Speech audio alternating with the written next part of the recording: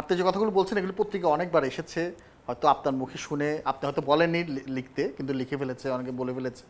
কিন্তু আমার প্রশ্নটা ওই জায়গাটায়, আজিজ মোহাম্মদ ভাইয়ের সাথে কেন আপনার নামটা জড়ালো? আজিজ মোহাম্মদ ভাইয়ের সাথে নামটা দেওয়া হচ্ছে শুধুমাত্র উনি কোনোভাবে আমাকে হাইলাইট করে কোনো মানুষের সাথে জোড়া দিয়ে কারোর সাথে কারোর সাথে ইনভলভ করতে পারছিল না, বিকজ আমি 24 ঘন্টায় তার ছেলের সাথেই ছিলাম।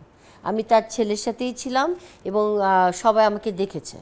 তো এখন একটা বড় একটা মানে একটা ডন টাইপের একটা মাফিয়া টাইপের লোককে যদি যদি না হয়, জিনিসটা তো গল্পটা তো জমবে না।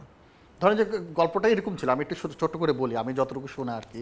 অনেক দিন ধরে যেহেতু আমি বিনোদনে কাজ করছি, ফিল্ম নিয়ে কাজ করছি, সালমান শাহকে নিয়েও কাজ করছি, সেখানে শুনেছি ধরেন কোনো একটা পার্টিতে আপনি গিয়েছিলেন, আজমল ভাই ছিল সেখানে, উনি আপনাকে কোমরে হাত দিয়েছিল, এরপরে সালমান শাহের সাথে ওনার তর্ক হয়েছে, এরপরে উনি প্ল্যান করলো আজিজ মোহাম্মদ যে সালমান শাহকে মেরে ফেলবে, এরকম একটা কথা শুনেছি।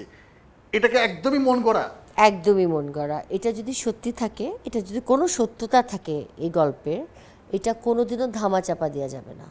কারণ আপনি সোনারগাঁও হোটেল এখনও আছে, যান বের করেন রেকর্ড। এখনও আপনি কি ভেবেছেন ডিটেকটিভ ব্রাঞ্চ যায়নি? আপনি কি ভেবেছেন সিআইডি যায় নাই? আপনি কি ভেবেছেন কোর্ট থেকে এটা ইনভেস্টিগেট করা হয়নি? আপনি কি বলতে চান পিবিআই থেকেও লোক যায়নি? আপনি কি বলতে চান তখন যখন সালমান শাহ একটা সুপারস্টার হিসাবে আপনারা তখন জানেন ওনাকে, এবং তখন আজিজ মোহাম্মদের নামটাও খুব সবাই জানে, হ্যাঁ? তো ওনাদের দুজনের মধ্যে কোনো একটা ঝামেলা হবে, এটা কেন কোনো পত্রিকায় তখন আসেনি? কেন? ওয়াই? ঘটেই তো নেই, আসবে কি? এটা তো মারা যাওয়ার পরে বলছে। ইমন জীবিত থাকা পর্যন্ত, ইমন যতদিন বেঁচে ছিল তার আগের দিন পর্যন্ত আমার নামে একটা বদনাম নেই কেন? এটার প্রশ্নের উত্তর আমাকে দেন তো একটু আপনি। সে প্রশ্ন উত্তরটা আমার কাছে না, কিন্তু একটা প্রশ্ন আছে।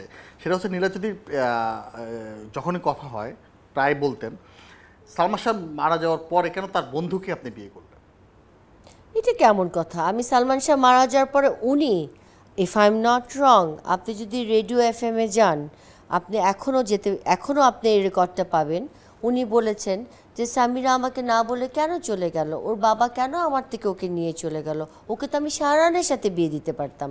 উনি যদি ওনার নিজের ছোট ছেলের সাথে আমাকে বিয়ে দিতে চায়, তাহলে আমি কেন বন্ধুর সাথে বিয়ে করতে পারবো না? আর এই বিয়েটা, বন্ধুর সাথে বিয়ে করাটা কোনোটাই আমার সিদ্ধান্ত ছিল না, এটা আমার বাবা মার সিদ্ধান্তে বিয়েটা হয়েছে।